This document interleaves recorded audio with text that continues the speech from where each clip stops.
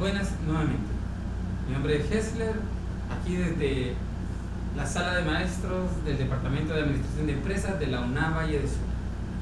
Continuando con las exposiciones con relación al tema de investigación de mercados, el diseño de la investigación exploratoria, la investigación exploratoria desde el punto de vista de la licenciada Marcela Benazzini, del libro de investigación de mercados con un enfoque para América Latina. El capítulo 3 habla de la investigación. Todos los proyectos de investigación deben de seguir un patrón o una estructura que sirve para guiar a los responsables por el camino más seguro a fin de que obtengan la información que requieren.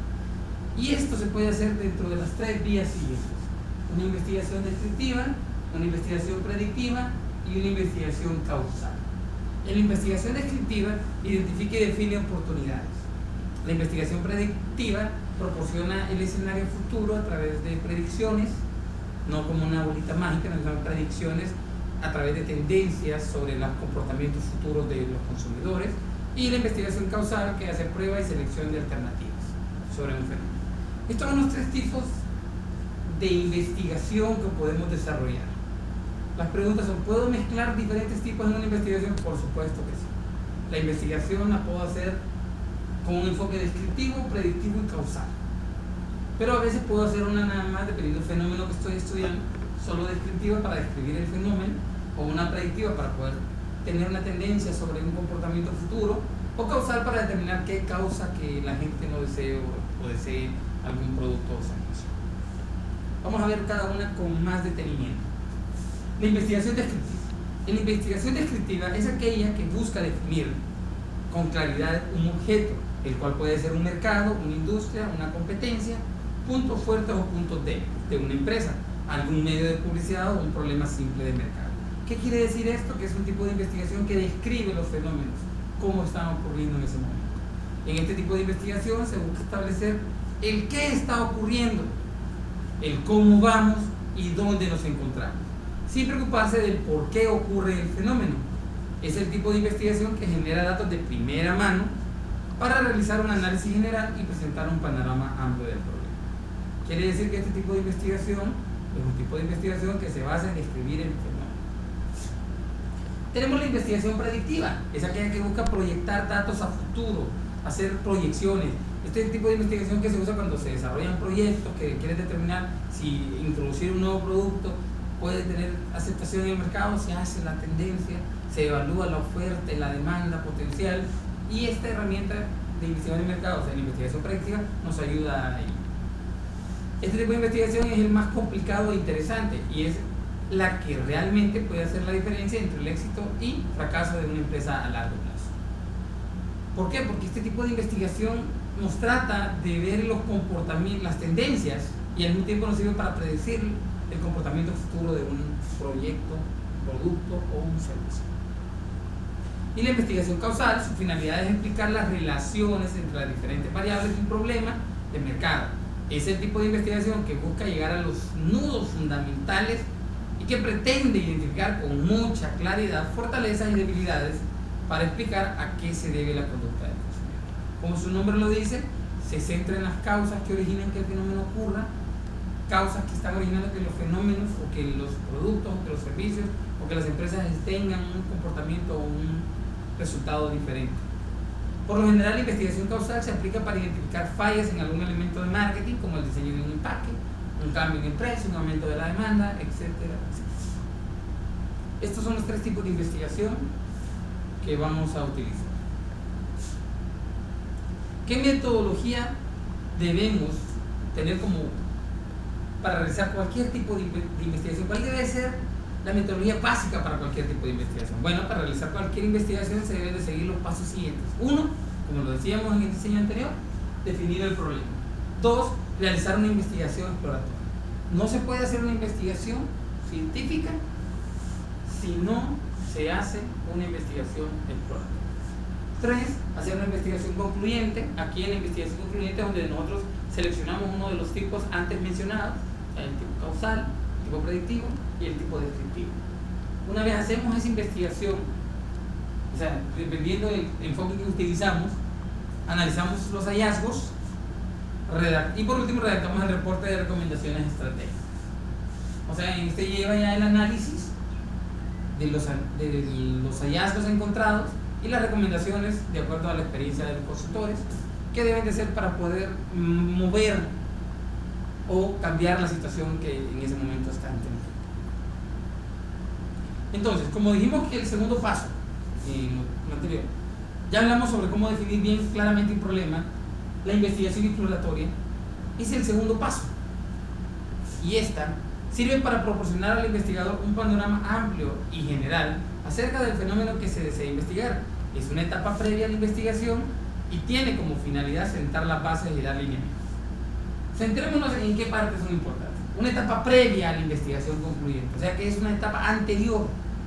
¿Por qué? Porque sirve para dar lineamientos, o sea, nos sirve como guías, y al mismo tiempo hacen que tengamos una base sólida, ya que este tipo de investigación exploratoria nos sirve para tener una clara imagen de lo que vamos a estudiar. En este tipo de investigaciones no existe una hipótesis, no se desarrolla una hipótesis como en la concluyente, que desarrollamos una hipótesis. Es más, la investigación exploratoria nos sirve para poder definir las hipótesis de la investigación concluyente, sino que las hipótesis se producen de las ideas desarrolladas durante esta fase.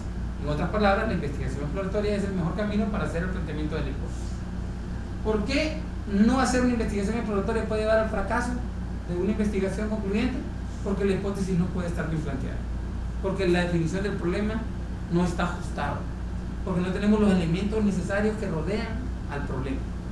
Hay muchas investigaciones que terminan en la investigación exploratoria, en la fase exploratoria, porque recogen suficientes elementos para no necesariamente que ya contestan la hipótesis o la idea que teníamos antes de plantear la hipótesis, y que hasta ahí se llega a la investigación, porque al definir ella es como un diagnóstico preliminar. Entonces, ¿en qué se basa la investigación exploratoria? En datos secundarios. Para los datos secundarios necesitamos saber, ¿qué son los datos secundarios? Son los datos que ya fueron en algún momento datos primarios. Como cuáles: fuentes internas, información contable tradicional, informes que generan los sistemas de contabilidad, análisis de ventas, o sea, los reportes de ventas trimestrales, mensuales, semanales, dependiendo de la empresa, por segmentos, análisis de los costos de la estrategia de marketing, cuánto nos cuesta cada una de la publicidad, cuánto nos cuestan los nuevos lanzamientos de productos nuevos, cuánto nos cuesta cambiar canales de distribución, cambiar empaque, etc.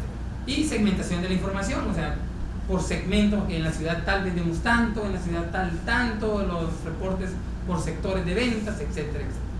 Y las fuentes externas, que son independientes de la operación de la empresa y son datos secundarios como monografías, tesis, datos que manejan los rubros o las asociaciones dependiendo del tipo de empresa.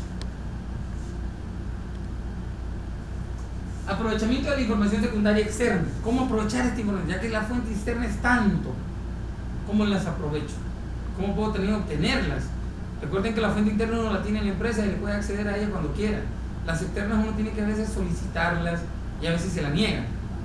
Estas pueden ser de mucha utilidad, ya que sirven de referencia general para que la empresa pueda entrar en contacto con el medio. Los datos externos operan de modo distinto que los internos.